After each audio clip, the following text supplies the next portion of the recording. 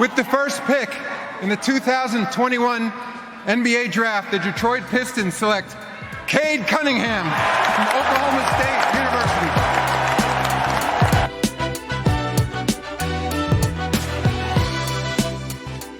University. And welcome to Interesting to See, your daily sports podcast for news, narratives, takes, and gambling. I am Nick Andrews. Follow the show on TikTok for gambling advice, etc., etc. Okay, so big show today, sort of. I kind of want to keep it light for a Friday. Don't want to do anything crazy. Kind of had some sobering stories today, which is a bummer. But we got to talk about some stuff. We will get into the NBA draft and the trade that people are forced to care about. LeBron James so good at making us care about him. It's unbelievable. Also going to look at my two picks for Defensive Rookie of the Year in the National Football League. We are less than 1 week away from the first NFL preseason game, Cowboys and Steelers at the Hall of Fame game. But we're going to start today with the Major League Baseball trade deadline. And if you're feeling overwhelmed because there's a lot of sports happening, you're right. The NBA draft is much later than it usually is. I believe it's sometime in late June, typically. NHL free agency just kicked off a month later than it should have. The Seattle Kraken are doing stuff. People are trading things. A lot of NHL guys are on the move. None of them are really huge names, except Ovi staying with the Washington Capitals. But in the MLB trade deadline, it seems every year the trade deadlines in all the sports are getting crazier and crazier. And I think a reason for that is analytics. I take a shot. You should either try to win or try to suck. And that is becoming more and more apparent as we move through the years in the NFL. Also, people are starting to realize like prospects and draft picks are not worth as much as someone we know is good. So a lot of people on the move. Let's get to it. Who you want to talk about? The first thing a take to look out for and a take that I will have is the Yankees acquired a lot of big, sexy names that are very famous and do cool stuff. They're so representative of the Wall Street bros in New York. It's like, what would Wall Street bros want to do if they played baseball? Well, they'd want to hit dingers and have a good time, bruh. So they acquire people who hit home runs but don't do a ton else. Like first baseman Anthony Rizzo. Rizzo, of course, the captain, and I don't know if that's official, the leader of the 2016 World Champion Chicago Cubs. He was on the move. Anthony Rizzo was seen walking around Wrigley Field with his wiener dog named Kevin. The other guy that the Yankees acquired that is a Wall Street bro is Joey Gallo. Gallo was in the home run derby. He hits baseballs preposterously far. It's not just home runs. It's a murder weapon, but he doesn't do really anything else. Not a great fielder, doesn't hit for average. If the ball is pitched the right way, he is going to absolutely obliterate it. Other famous players on the move, Sterling Marte, goes to Oakland. Let's see. Max. Oh, yeah, the other big one. This is the one I'm trying to pull off the top of my head, and I'm scrolling through it. The Dodgers on the move. So Max Scherzer and Trey Turner, very famous players from the Washington Nationals, world champion Washington Nationals. They go to the Dodgers. The Nationals acquire some prospects who may or may not be good.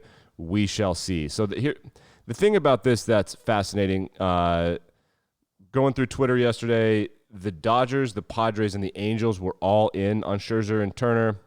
It seems like the Dodgers are just the evil empire. They're basically the Yankees. They just, in California, they're going to spend the most money. They seem to be doing the best in that division again, although San Francisco is good. I don't know how they do that. So Washington is breaking up. The Cubs are breaking up. All of the teams of the mid-20 teens they're calling it quits. Another big trade, Boston acquired Kyle Schwarber. Kyle Schwarber had played for the Cubs, then he played for the Nationals, and now he plays for Boston. So the Nationals get rid of Schwarber, Scherzer, and Turner. The Cubs are getting rid of Anthony Rizzo, and allegedly Chris Bryant is on the move. A lot of famous people in baseball on the move. If you want to keep up with it, I mean, there's other people that were traded, and for the sake of this show, this is just a show about takes and conversation to kind of help you get through your Friday at the water cooler or whatever you should be paying attention to. The real part of this is if you want to go on Twitter, I'll put a link in the show notes. You can just see the Cubs guys. One guy, he had his sunglasses on. It was Chris Bryant thinks he's going to get traded. You could tell he was holding back tears. It's interesting to watch baseball players have emotions because they're so robotic. They're in the minor leagues for so long. It's just all very robotic for them. Like, hey, look, personality. And you feel bad for them. It's business. It's heartbreaking. You turn the page. But you got to do it. The Cubs sucked for so long because they never did this exact thing. They never made the tough decisions. So MLB trade deadline was interesting. More moves on the way today. I suspect teams to watch out as sellers. Again, the Cubs and the Tigers. Jonathan Scope Gregory Soto, Chris Bryant could all be on the move. We don't really care about relievers, so we shall see what happens.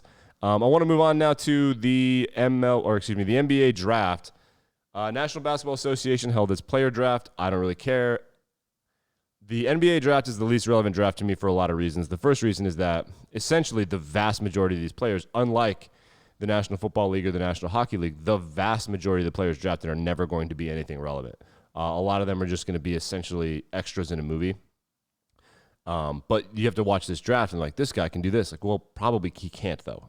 When you watch people who are picked between picks 11 and 30, for the most part, nothing comes of them ever. Occasionally, they do pan out. Obviously, Giannis Antetokounmpo is a great example. He was drafted in the mid-rounds. That guy, he was still growing, and he put on a bunch of weight, and he was never expected to be what he has become. I know that there's the guy for Toronto, the guy I think he's from Cameroon. He was drafted late. So it does happen.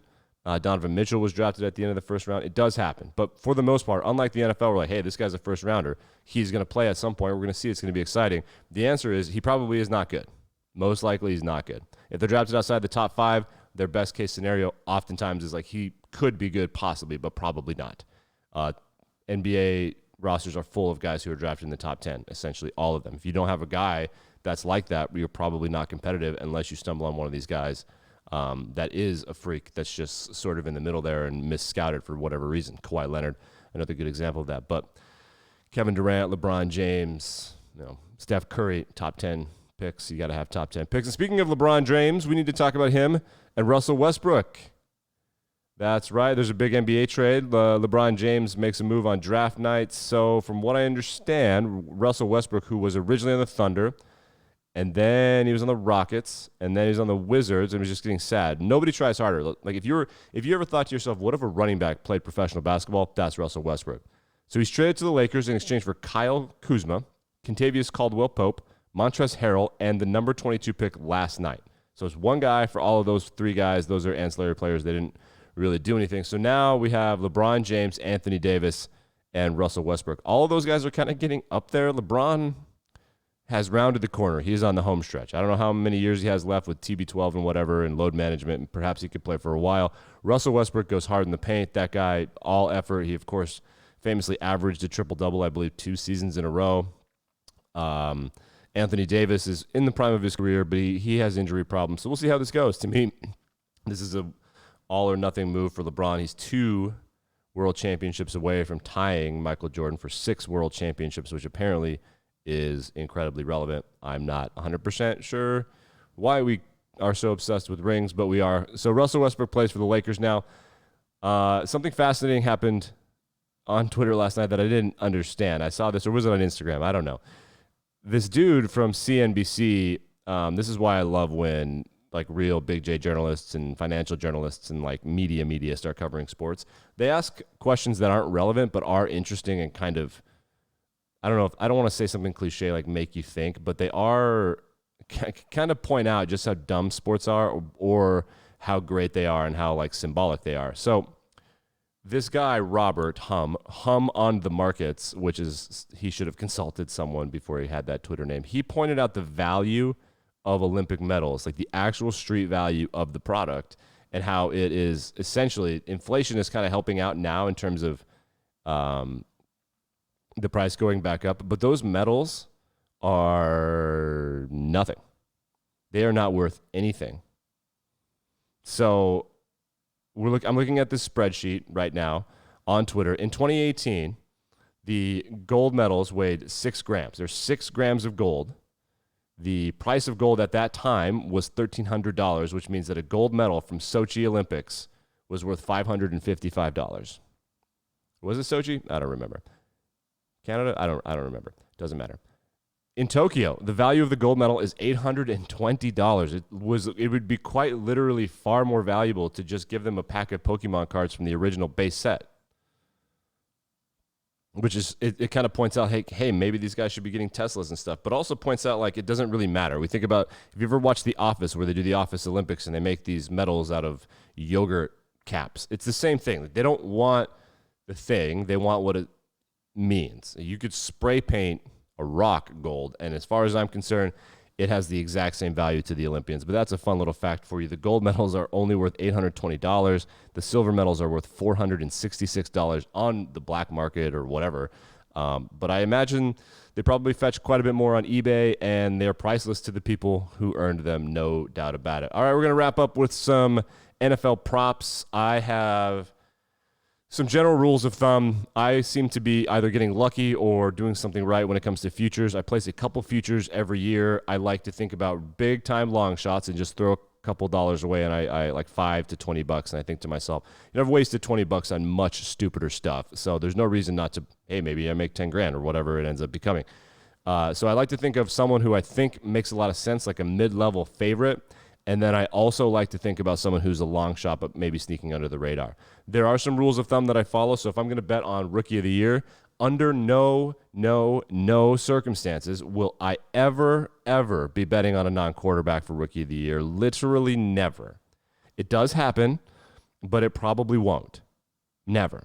Especially when quarterbacks are drafted at the top end of the draft. Occasionally you'll come across a draft where like no quarterbacks are drafted. Well, someone's got to win it.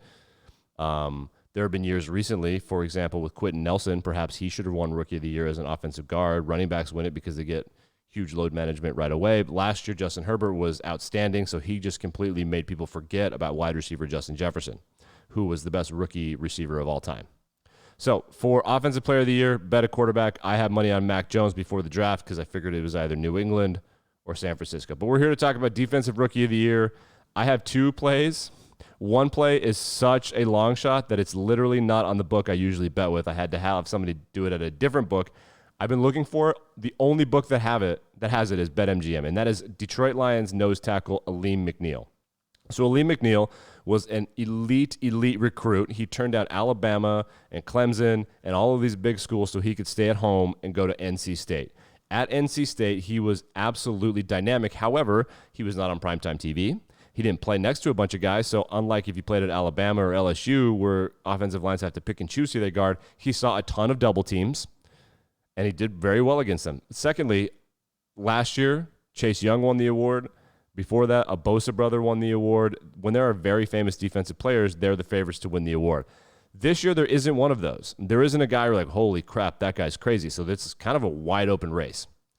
Third, Marshawn Lattimore won the award as a cornerback for the Saints. I don't see corner is widely considered one of the hardest positions to play as a rookie, right there with like tight end. Like it takes years and years to figure it out. So it's going to be a long shot this year. Sacks are the sexy stat. Aleem McNeil is A, going to play right away for a not great Lions team. B, and this is the most important part, he has 6 of his 17 games. Actually, I think more than that. I think 7 or 8 games against bottom 10 offensive lines, according to PFF anyway. So the Vikings are in the bottom 10. Got 2 games against those guys, 2 games against the Bears, who are also in the bottom 10, and games against the Steelers, Panthers, and Bengals. 7 games, almost half of his games, will be played against bottom 10 offensive lines. If he gets 10 sacks and does anything cool, like one big guy touchdown or something, he could win that. And at plus 10,000 at BetMGM, that is absolutely worth it. The other person that I like that I have money on is Jabril Cox. So Jabril Cox, the linebacker from LSU, I think he was at North Dakota State too.